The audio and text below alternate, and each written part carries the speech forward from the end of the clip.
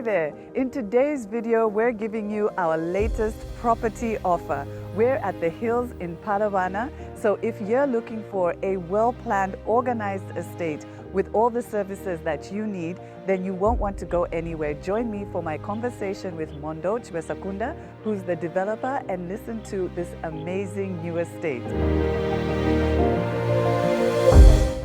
But if we haven't met, my name is Natasha Chumia. I'm the founder and CEO of Diaspora Connect. And on this channel, I like to give you information and inspiration on the Zambian real estate market back home. So if you like the sound of that, then please give our video a thumbs up and subscribe to our YouTube channel. Now, join me in my conversation with Mondo Chuakunda, who's going to tell us all about this fabulous estate in Palabana, the hills. Hi, Mondo. Hi Natasha, how are you? I'm great. How are you? Good, thanks. Good. Thank you so much for inviting us to the estate. No, thanks for coming. Yeah. Thanks for coming, and thanks for having me on. Of course. So start by telling us who you are very briefly. Okay. My name is Mondo Chuakunda. I'm the CEO at the AMDG group of companies. We're a project-led real estate development and renewable energy company with interests in multiple projects, including the hills. Okay. I have a background in law, so I hold a law degree from the University of Exeter in the UK.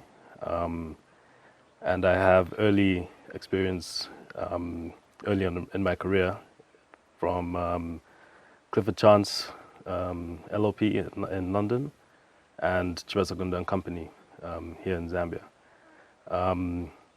Since 2018, we've been developing these sort of complex infrastructure and renewable energy developments, and hence the idea of the hills was born.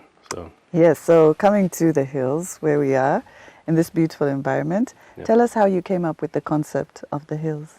Well, the hills concept was conceived as a direct response to some of the issues that Zambia's had in relation to rapid population growth and unplanned urban expansion. We came up with this concept as a planned community, hoping to offer not just housing but proper infrastructure and amenities which are particular to sustainable living, integrated housing, open planned spaces and planned areas, retail, medical, and hopefully some education in the future. Okay.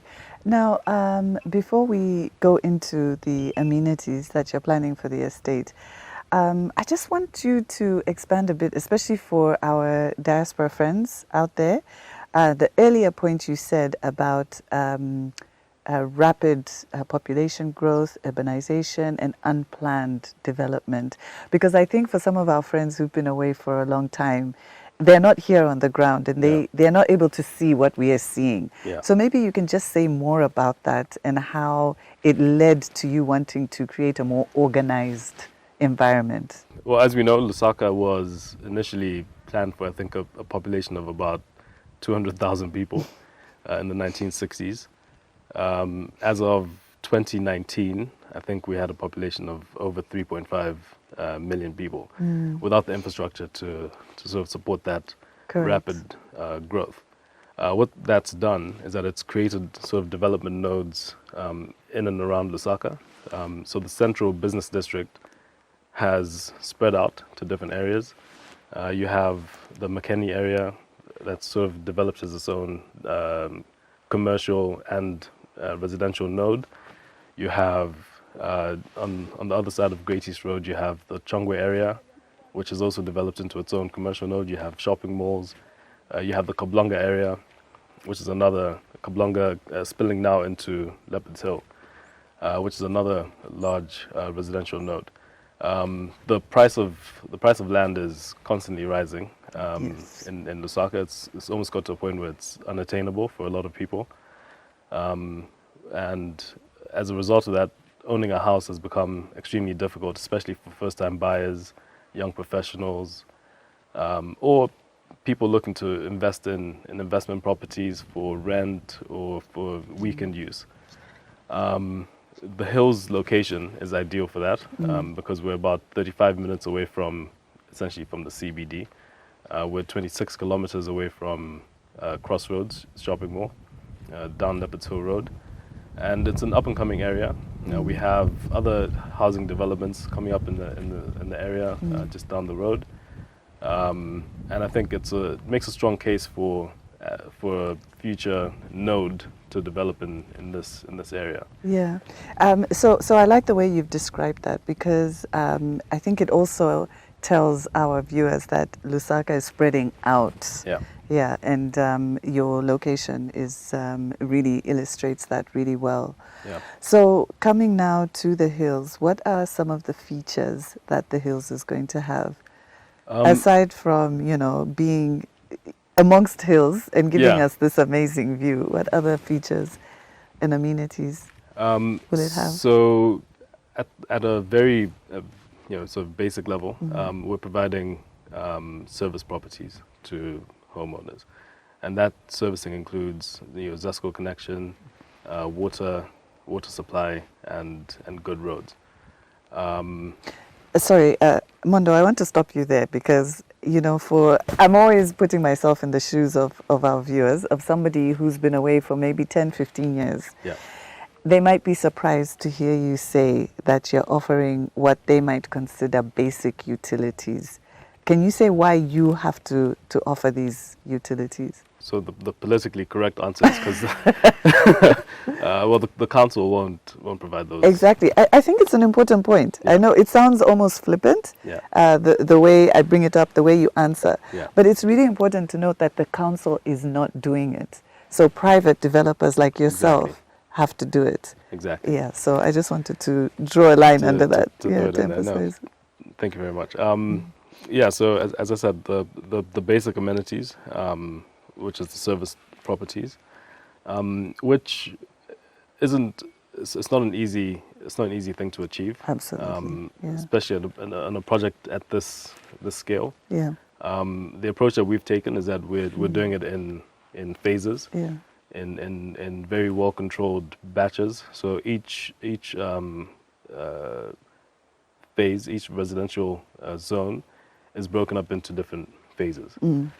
So if you see where the demo house is, we have ZESCO poles already in place, with the transformers already been purchased. Actually, we're just waiting for ZESCO to approve the installation of that and the connection into the grid.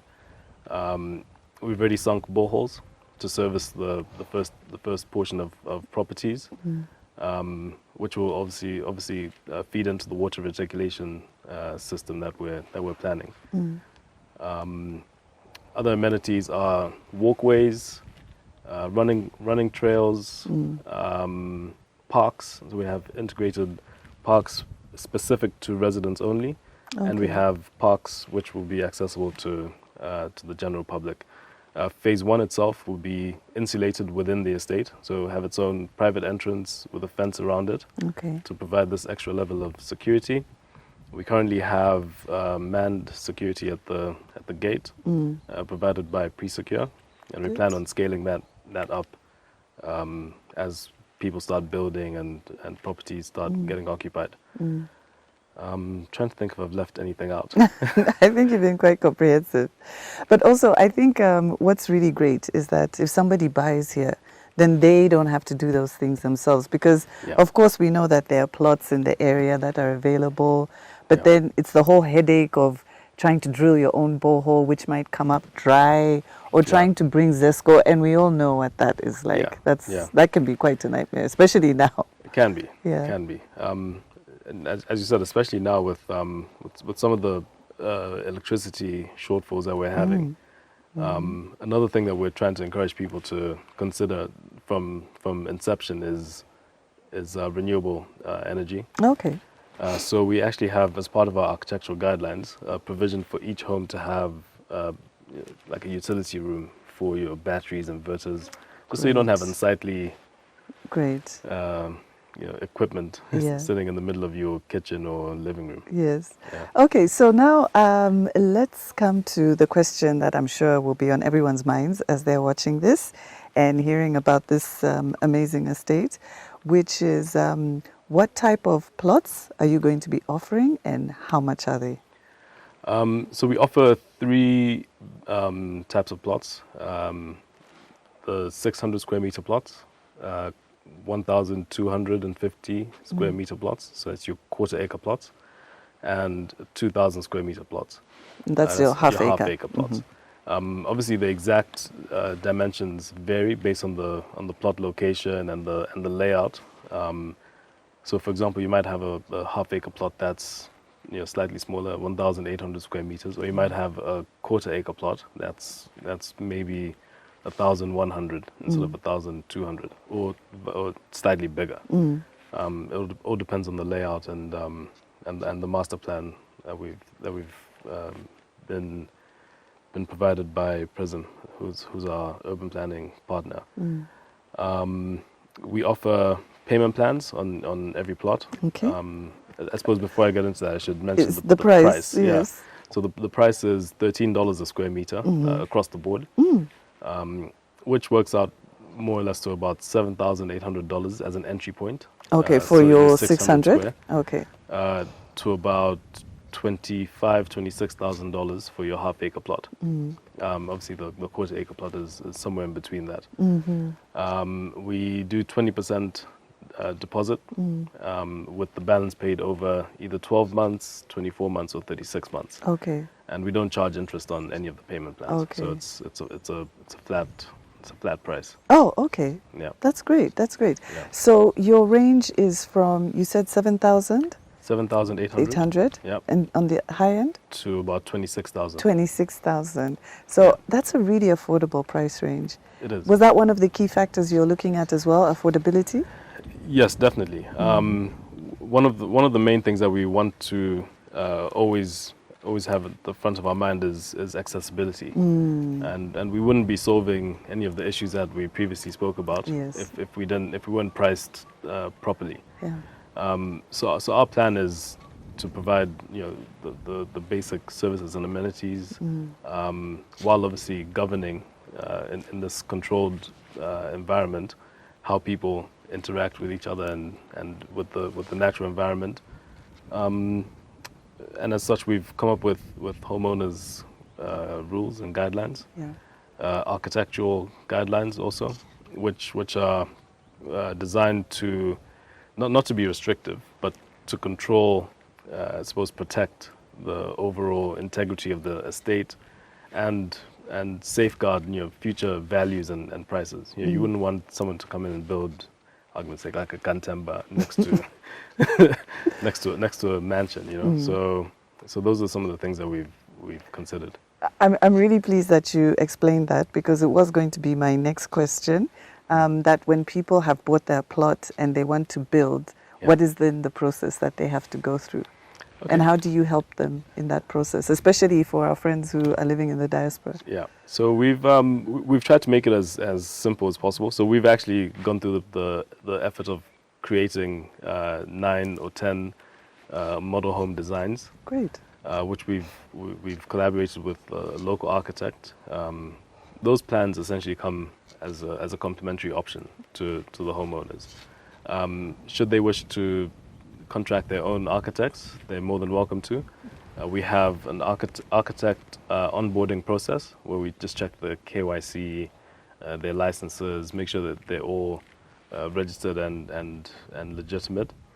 They then submit that to us, obviously using our guidelines, after which we approve and then hand over the approval documents to them for them to submit to the council for approval. And then after that, approval is accorded to them.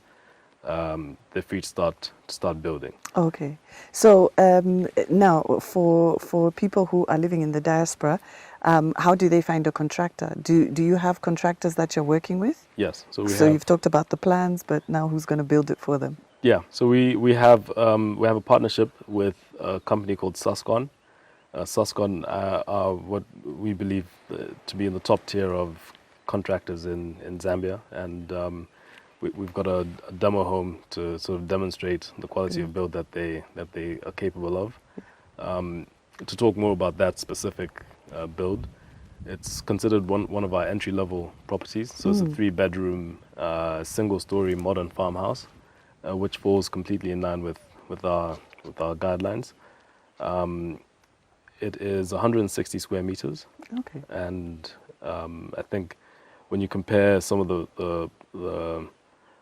the prices from other contractors, I think most people find that ZESCO are not only very competitive, but are extremely reliable, and have a very, very strong focus on high quality build, and accountability also. So. Okay, that's great. So we've talked about the estate, we've talked about the plots, the prices, how one can go about building. Now tell us about the general area. So what area are we in? What can people expect to find? Are there any amenities in this area? You know, Lusaka has grown so much, like you've said. Some people might not even be aware of what this area is. So could you say more about that? Sure. So we're currently in Palabana, which is sort of like a spillover area of Leopards Hill.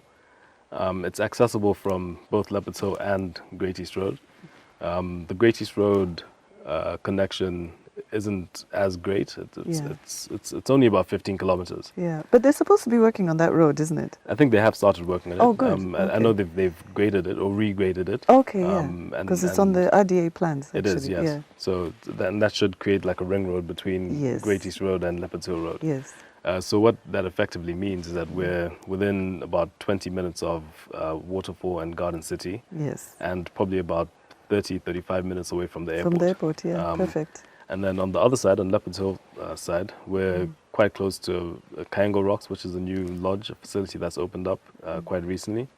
We're close to Aquarius Mall on Leopards Hill Road, and about 26 kilometers away from Crossroads. So we have ShopRites and Choppies and along the way. Yeah. Yeah. Okay. All right. No, fantastic. Yeah. So my final question, Mondo, is that there are quite a few estates that have come up responding to the same challenges you've spoken about. Why should someone decide to buy in the hills and not elsewhere? That's a very good question. I think our focus on having a properly planned master plan is probably the first step. It's hard to see where a project can succeed if it's not planned from day one. I think some of the amenities that we're offering are not a given. For example, as we spoke about the electricity connections and water, roads, and our dedication to rolling all those infrastructure amenities out before the plots are even sold is probably one of our unique selling points. And I think just being easily accessible to Lusaka, 35 minutes drive from Kablanga, while at the same time being out in the open, having the sense of serenity and fresh air is a huge selling point also. Yes. Yeah. Okay. Thank you so much. Thank you. So you heard it for yourself. If you want to be in a well-planned estate that has a really well laid out master plan and that gives you all the services so you don't have the headache of trying to do it yourself, then you want to be in the hills. It also is only 35 minutes away from Lusaka. If you're interested, then click the link below this video and we will send you a schedule with the available plots, the prices, the sizes, and the payment plans. We can't wait for you to buy into the hills. So I hope you enjoyed this video with our latest property offer. If you enjoyed it, then give this video a thumbs up and please don't forget to subscribe to our YouTube channel. It really helps us grow the channel and get more news about property and real estate in Zambia back home. So if you can, please share it with one other Zambian in your community. Connect with us on social media. We love to chat with you guys there. Otherwise, we will see you in the next video. Bye for now.